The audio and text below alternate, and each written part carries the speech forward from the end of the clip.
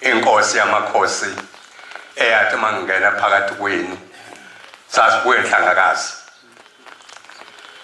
ngizwa iphunga elimbi kakhulu. Leliphunga ngiqale ngalizwa ngapha kumakhosazana entombini. Uthi leliphunga ngabuye ngalizwa ngapha komame, ngabuye ngalizwa ngapha. Kwathi manje angisazi ukuthi ngizokwenza njani. Leliphunga elesono eyathi inkosi yamakhosi isona esimbi yake yaze yahamba ngoba uShembu uyakwazi ukuhamba ezulwini abuyabuya libonga igama lenkosi. Wahamba wayofika esihogweni ophethe isihogo Sathane. Wafika wabuza ngalesono ukuthi wenziwa njani umuntu owenza lesono. Wathi uSathane nala adingekile isona esimbi.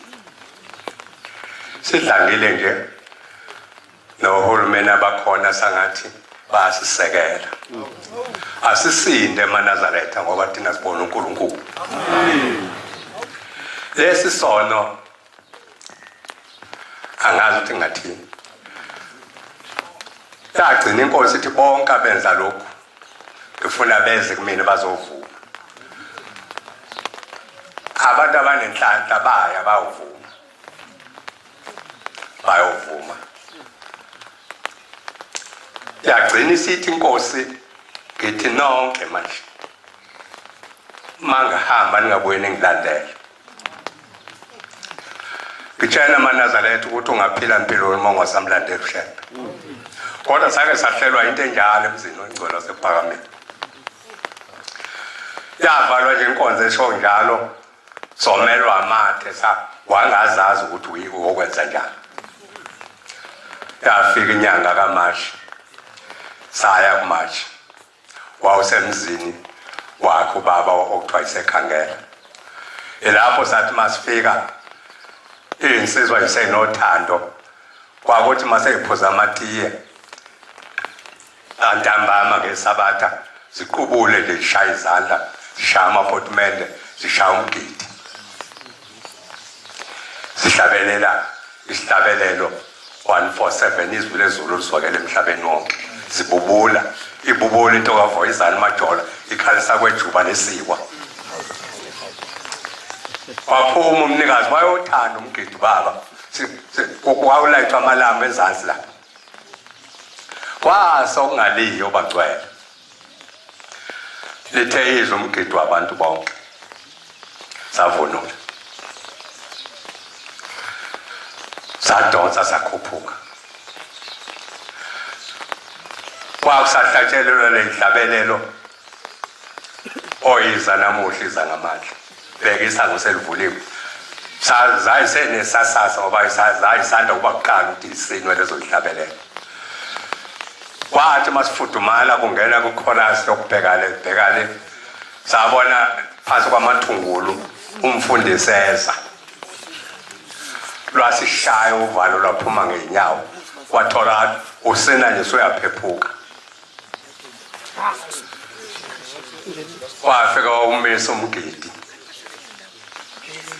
wathi lithizwe lenkosi wozani kuyo. Elapho la sathi masifika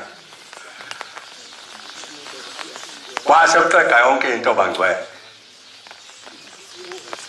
namakhosi esasenawo ngaleso sikhathi inkosi yaseManzimeleni nenkosi yakwaBiyela esasisemgidini ababe ukuthanda kakhulu umgidi. Sasiphuma isihlalo kwashwe emini bangcwele wamsondeza umfundisi ngoba wayeya imbhobholo engakabi bikho. Kwathi liyabuza izwi lenkosi ukuthi itheni nini ePhakameni. Wayelo wabuka omunye wathi yabuza inkosi ukuthi itheni. Wathola athi impendulo ayikho ngoba siyazi. kwavela indoda kaNgubane uSiphamba Makhafu wathi inkosi yamakhosi baba besingeke siphila mokho umunye singamlandela wathi thulo ngabe uphendulela abantu uma ungakwazi ukuthi uthini bisho ukuthi bangcwele sake saba nendaba enjalo obe ngakuhle ukuba leliphunga liphele lophela ngoba abantu bezikhokhela abathunjwe ileso sona ngoba yathi inkosi asinantethelelo isono sokuthandana abantu bewubulili bayezwa abantu ukuthi ngithini kanjalo bangcwele lenkosi ayasimisela ngoba simisele kakhulu phela ukuthi ushembe la isibhizela khona kulomuzi okhazulwa ngaphezulu kwelanga lenyanga siyongena siyobonana naye siyongena kulomuzi sibonana naye ngoba senza asigunyaze ngakho ukuthi khona okuhle ngoba sifundisiwe ngokuhle konke bangcwele